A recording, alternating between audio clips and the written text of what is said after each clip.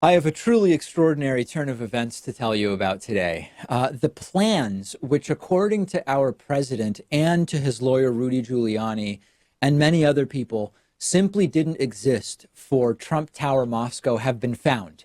And not only do plans exist, they even include the idea of bribing Russian President Vladimir Putin with a penthouse apartment worth $50 million in implicitly exchange for allowing the project to go forward as planned. And this is such an incredible situation and such a turn of events that it's almost cartoonish in a sense. I mean, the degree to which the reality differs from the story that we have gotten from the president and the people surrounding him could not be more different. For months or even longer at this point, probably a year or more since the Trump Tower Moscow issue has been sort of floating around, we've been told that Trump Tower Moscow was basically nothing, right? It was mentioned, okay, but Trump himself wasn't thinking about it. He wasn't working on it. He certainly wasn't directing anyone, including his lawyer, Michael Cohen, to do much to push forward the project of Trump Tower Moscow. It was more or less a silly pipe dream. Would have been nice to do if it worked out, but essentially no Trump organization energy beyond a couple phone calls maybe or an email here and there were put together and were actions that were taken. We were led to believe that it was more of a, we'll look into it, but nothing actually happened at all ever. And as we heard many times, there were certainly no physical plans for the building at all, nothing specific. This project was effectively a notion buried deep in the mind of some small number of people in Donald Trump's organization, period. One of the people fomenting that narrative is Donald Trump's television attorney, Rudy Giuliani, who said to the New Yorker just about 48 hours ago that, quote, no plans were ever made. There were no drafts, nothing in the file. That's a direct quote from Rudy Giuliani. And as I mentioned yesterday, Rudy Giuliani is a lawyer, but he is really serving as Trump's public propagandist lawyer. He's not making legal statements, but we'll still evaluate that statement on its merits. No plans were ever made. There were no drafts, nothing in the file.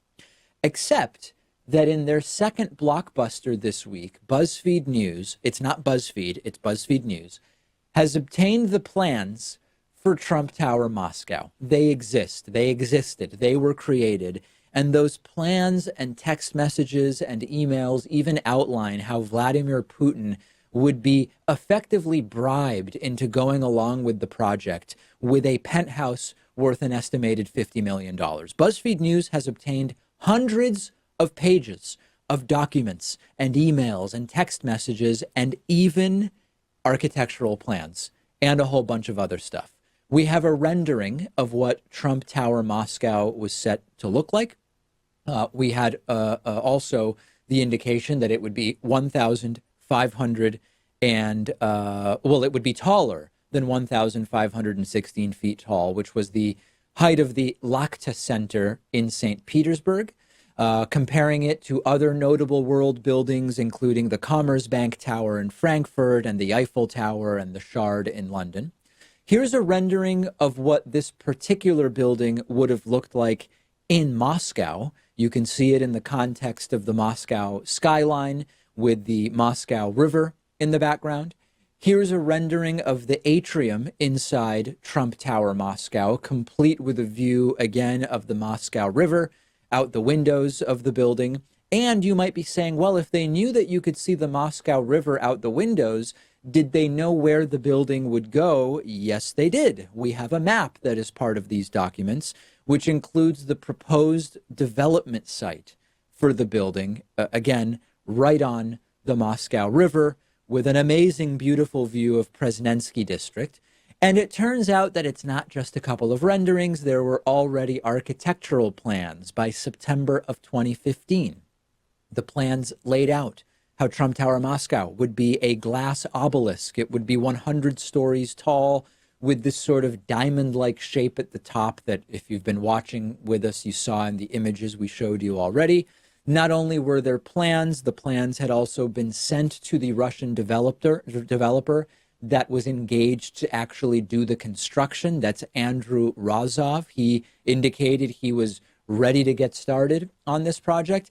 And there is also, as Rudy Giuliani did admit, there is this finalized letter of intent signed by Donald Trump from about a month after the architectural plans had been filed. And that includes that this building would contain 250 luxury condos in the tower, 15 floors of hotel with 150 hotel rooms. There would be a spa, there would be a fitness center, there would be a commercial space, as well as what is called Class A office space in the United States, or more upscale luxury type office space. The letter of intent even specifies that Donald Trump would be paid $4 million up front. He would then get 25% when the licensing agreement is executed, 25% when the location is finalized, and the other half of that $4 million based on some other milestones.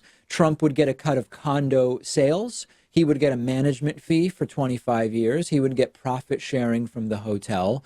And then after all of that, which already tells us it wasn't just a nothing notion that Trump wasn't at all involved in and that nobody was taking seriously. There were architectural plans. There were licensing fees and future profit streams all laid out there. Then we get to the gift to Putin for going along with all of this.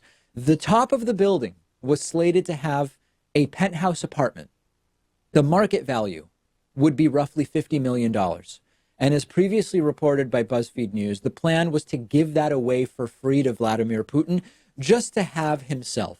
This was not just an idea in a Trump staffer's mind, because two law enforcement officials have confirmed that Michael Cohen, Trump's lawyer, personally discussed gifting the penthouse to Vladimir Putin with an aide to Putin's press secretary. And it could have even gone further than that. We just aren't sure yet. This is what we call a bribe. Okay. Russian oligarch Felix Sater, who is working with Trump on this and was a key player in the Trump-Russia probe, is on record saying, quote, "My idea was to give a $50 million penthouse to Putin and to charge $250 million more for the rest of the units. All the oligarchs would line up to live in the same building as Putin." Sater was involved in gifting the penthouse to Putin. Michael Cohen was involved in discussions about that. An aide to Putin's press secretary was involved in that discussion. And then we get to the degree of involvement that Donald Trump may or may not have had. Donald Trump has denied having any interests in Russia.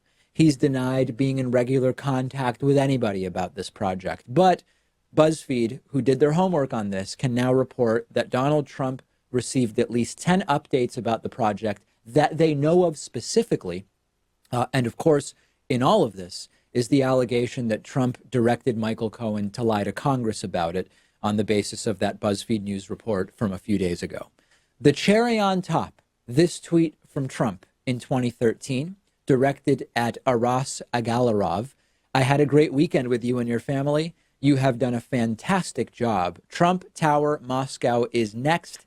Amin was wow." Amin is, I believe, Aras's son and was involved in that Trump Tower meeting that took place in 2016.